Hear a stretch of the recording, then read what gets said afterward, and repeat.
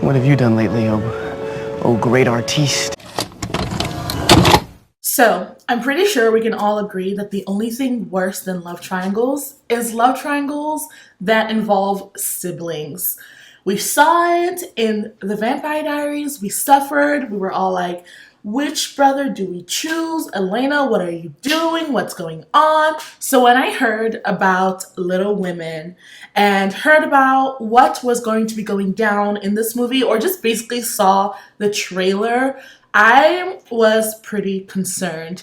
I am not a lover of love triangles because I somehow always pick the wrong person that I want to be with the person that they are triangling around. Is that even a phrase? But I'm not a big fan of love triangles for this reason. But when I watched Little Women, I realized that there is no love triangle. There is only one true relationship in this movie, and the true romantic relationship is the relationship between Laurie and Amy. I know, I know. The Joe stands are gonna come for me. I actually really loved Joe's character. This was my first time ever watching Little Women, and I have yet to read the books, but I plan to. It was so good. I actually watched Little Women today.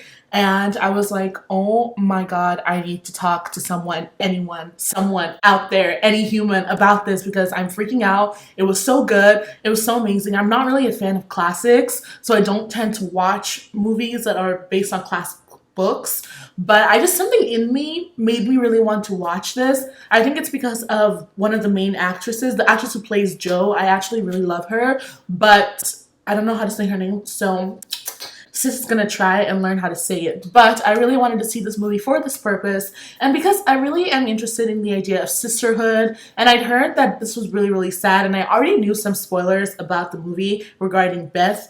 By the way, if you really hate spoilers and you haven't read or watched the movie, you might want to leave. But anyways, we're just gonna talk about why Amy and Laurie are it, and why Joe and Laurie's relationship was not something that should have ever gone towards the romantic route. And thank goodness it didn't, because Joe was right. I wrote down like a ton of notes, guys. It's really crazy. I wrote down a lot of notes because I was watching this movie and I was just, things were rolling in my brain. Like I was watching Laurie and Joe together and I was just kind of like, something about this just ain't right. And then I was watching Laurie and Amy together and I was like, yes. And maybe that's just because I stand Amy so hard. She's my absolute favorite. I was actually very shocked when I read a lot of articles and found out that Amy has historically been the least liked sister in the books and in all the previous movies. And maybe it's something to do with Greta's directing or something to do with Florence. Is that her name? Florence's acting, but I just feel like this movie did Amy so well. And I plan to watch all the other movies. I've only seen like clips here and there, but I plan to watch the other movies and read the book because I'm like so obsessed. But we're gonna go through my little list here. Okay, so hear me out. From the very beginning, Amy is completely infatuated with Laurie. Hello there! Are you hurt? I'm Amy. Hello, Amy. I'm Laurie. At this time in the past, so the movie actually starts out with Joe and Amy in the future, and they are kind of living different lives. Amy is in France working on her painting, going to balls and galas and all kinds of things, basically being an ornament that is paraded around the rich. And then we see Joe, who is in New York, writing at this lodgy kind of area with a bunch of different writers, and she is pitching a story to a newspaper. So that's where we are at the beginning of the movie. We get there, we're like, okay, this is what's going on with sisters, and then we go to the past, which is 7 years beforehand. So 7 years in the past, Amy is 13 and Joe is 15. At this point, when they meet Laurie, Laurie is closer to Joe's age than he is to Amy's age. So of course he's gonna spend more time with Joe because she's the closest person to his age. And of course, Amy is going to be like, oh my God, Laurie's so amazing and attractive because he's a cute boy.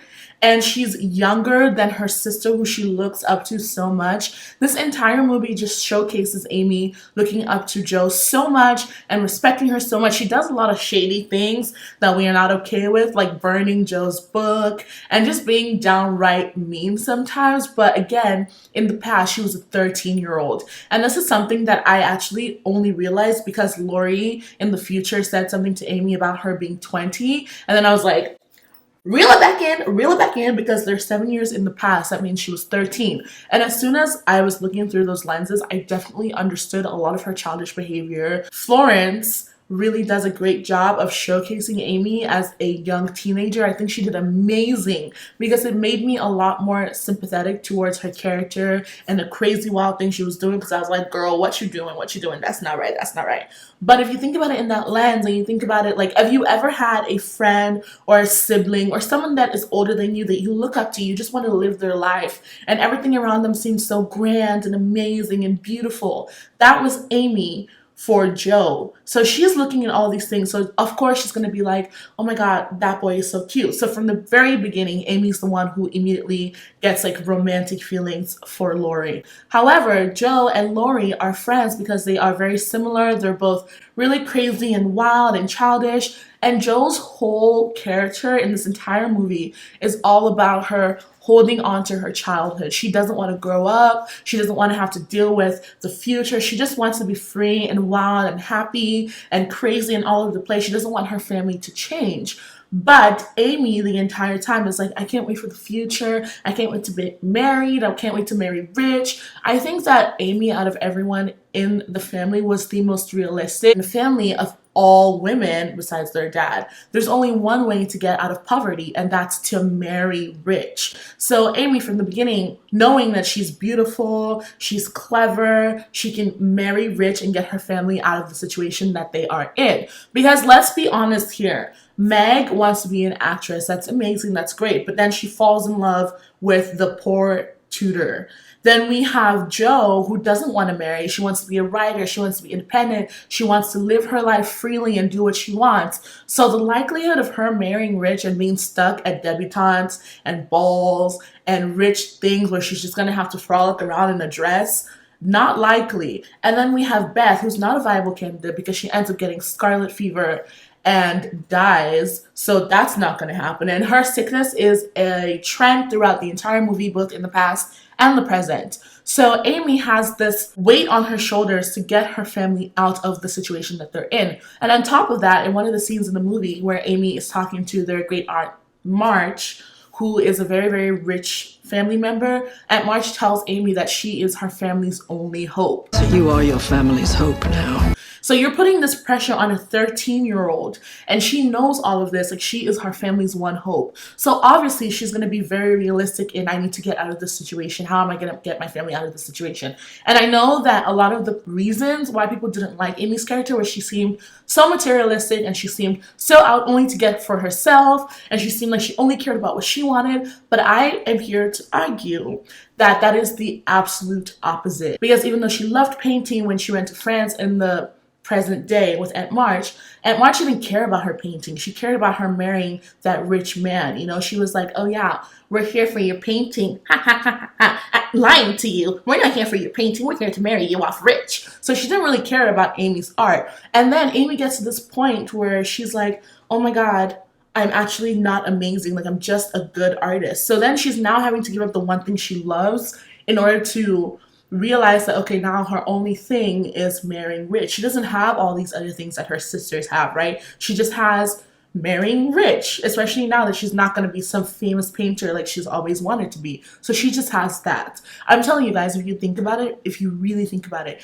you will realize that Amy is so realistic and so real, especially when she does that monologue to Laurie, where she talks about how, as a woman, the only way out is for her to marry rich, because even if she was personally rich, all her money would then belong to her husband. Even if she did have children, her children would belong to her husband. I've always known I would marry rich. Why should I be ashamed of that? There's nothing to be ashamed of, as long as you love him. Well, I believe we have some power over who we love. It isn't something that just happens to a person. I think the poets might disagree. Well, I'm not a poet. I'm just a woman. So she's talking to Laurie and making him see that this is something she has to live with as a woman in her times. She doesn't have any other option. She has to think about money because that's the most important thing. And it definitely hit me because as a woman, you definitely don't have the same opportunities that men have, especially in those times.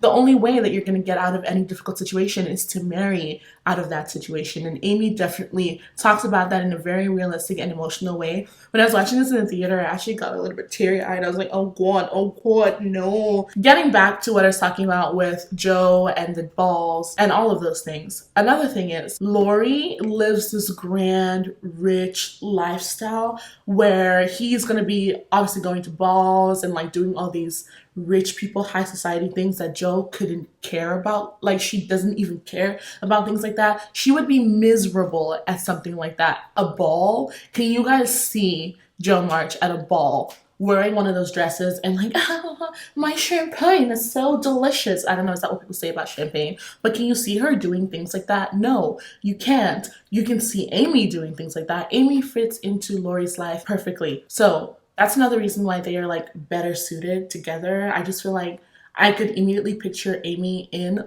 Laurie's life as his wife, but I could only picture Joe in Laurie's life as a friend who he goes out for drinks with and just laughs and be playful and just be childish and have fun together. Because that is the only way that their friendship is going to survive. Just as Joe said when he tried to propose to her. She said that they would hate each other, they would despise each other, they'd wish they didn't try it. I'd hate elegant society, you'd hate my scribbling, and we would be unhappy, and we'd wish we hadn't done it, and everything would be horrid. And I definitely agree. Even in the future where Joe has this moment of regret where she's like, oh my God, did I hastily say no? Now I'm lonely, I'm unhappy. I still didn't think that Laurie and Joe belonged together because I think that Joe really needs someone who understands that childish playfulness and understands how to keep it together and how to grasp onto it. But Laurie was looking more into the future, wanting to be more mature, wanting to move forward, wanting to enhance their relationship with romance. And Joe was just not that. I think another reason too is Joe's life, like her personal little bubble, she wants to keep happy. So the only way that she's going to fall in love with someone is if it's someone that's not in that bubble, where if things don't work out, she will still have this bubble of joy. I don't know. I was thinking too deep into it, but that's just what I was seeing there. I was like, oh, this ain't gonna work because Joe ain't that kind of girl. And I was right. Like, I was so happy when Amy and Laurie ended up together because I was like, this is perfect. This is literally perfect. It's literally perfect because Amy is realistic while Joe and Laurie are dreamers. So Amy is that person to be like, hey guys, we can't live our whole lives, you know, just writing books and just frolicking around in the forest and blah, blah, blah, blah. We need to worry about money. We need to worry about this. We need to worry about that. Amy was just so powerful in the entire movie. She was like powerful and strong and smart. And Joe was powerful and strong and smart, but in definite different ways. A lot of things that people are forgetting about Amy in this movie is that she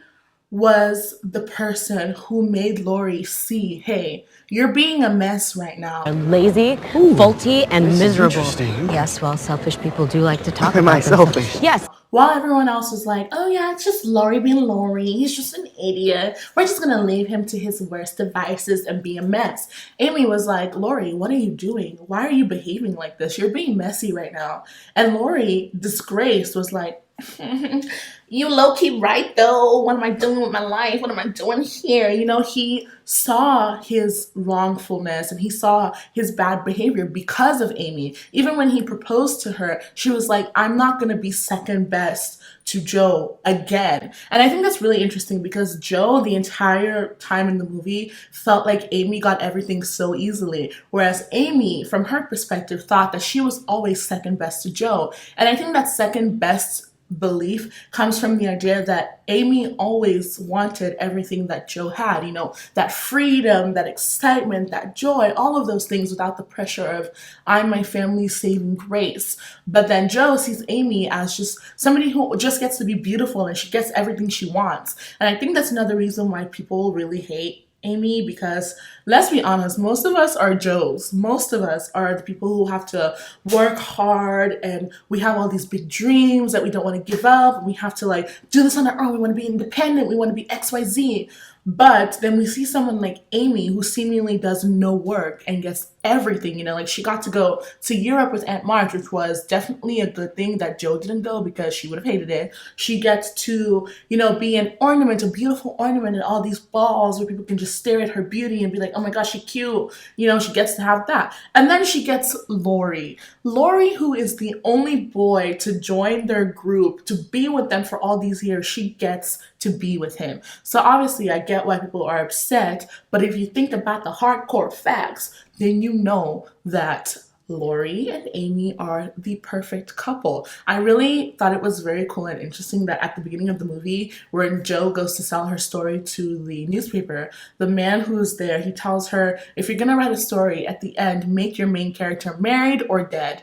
And at the end of Little Women, Joe, who is one of the main characters, is married, and so are her other two sisters. I just thought that was funny. It was like the author inserting a little piece of herself, or like her experience probably, into the story, or the end of the story into the story. It was kind of like a spoiler without us realizing it was a spoiler, and I just thought that was funny.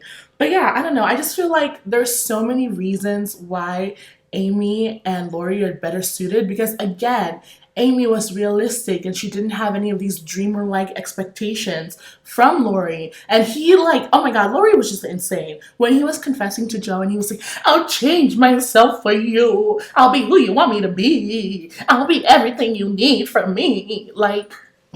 Boy, that should have been your first sign. If you have to change everything about yourself to make someone love you, that's your first sign that you guys should not be together. Boy, Amy did not ask of him to do anything except stop being a drunk mess. So, Laurie, ain't you glad you ended up with Amy, who loves you for you? I feel like the director and the creators of this movie did such a beautiful job showing us how Laurie and Amy fell in love and how Laurie realized that this is the person for me. It was just so endearing and so cute and so amazing. And I definitely treasure Joe and Laurie's friendship. Treasure their friendship. It was amazing. And then I treasure Amy and Laurie's relationship, romance. It's wild. I'm watching this and I'm realizing, oh my gosh, Amy is 20 years old. I'm about to be 22. Can you guys imagine at 20 years old having that much of a weight on your shoulder, having to save your entire family? Your sister's about to die from scarlet fever. You're worrying about money, worrying about XYZ. You realize that your painting skills are mediocre. They're basic. You realize all these things and you're like, I don't know. This movie was just really crazy. It was insane. I just really loved it so much. I didn't think I would. I literally did not think I would like this movie as much as I did, but I was so obsessed with it. Couldn't stop thinking about it. Couldn't stop it was just so good. I want to watch it again because it was that amazing. So many things to say. It was a great movie. If you guys have not seen it, please go and watch it because I just feel so incredibly shook right now. I don't know why I sat down here to rant about this, but it was so good that I felt like somebody needed to hear this. Because everywhere I look, everyone's like, Joe and Laurie should have been it. And I'm like, are you guys blind? They would have destroyed each other. And then they would have destroyed the beautiful friendship that they had for all these years. Not every friend you have needs to be your boyfriend. Not everybody that people think you look cute with needs to be your boo. Sometimes you need to just platonically be friends.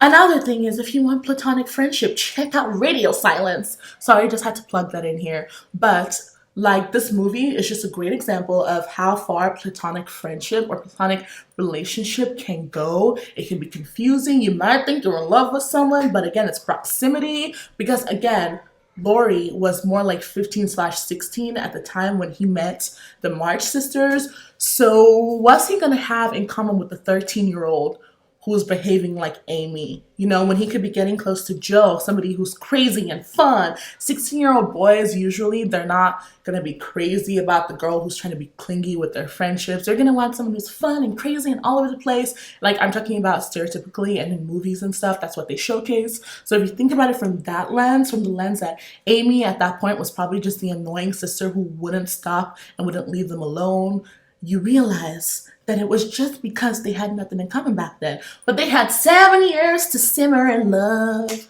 So, yeah, I don't know. This movie was great. Please watch it. Please, please, please go to your local theater.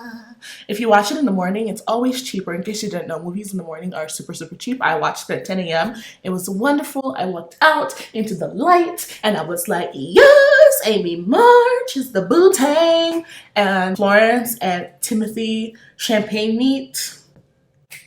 You guys are the boos. I loved this movie. I will read the book. Not sure when, but I will read the book. It was great to watch this. It was great to just come here and talk to you guys about my experience and just scream at the camera for about 20 minutes. Thank you guys so much to whoever watches this. I hope you guys have a wonderful day. I hope whatever you're doing is going well, and wherever your life is, you're enjoying it. Thank you so much for watching again. See you guys next time. Bye. Another really funny thing I forgot to mention is the fact that when Laurie comes back and he's talking to Joe about the fact that he and Amy just got married, it was so funny because Joe calls him Teddy and he's like, you know, you're the only person who calls me Teddy. And then Joe's like, what does Amy call you? And he goes, my lord. I lost everything. I was like, my lord, this is the woman for Laurie. That's all. That's all that needs to be said. That's it. Nothing else needs to be said. This is it. That's all. Peace out. Oh, would you be so kind as to fall in love with me? You see, I'm trying. I know you know that I like you, but that's not enough. So if you will, please fall in love. I think it's only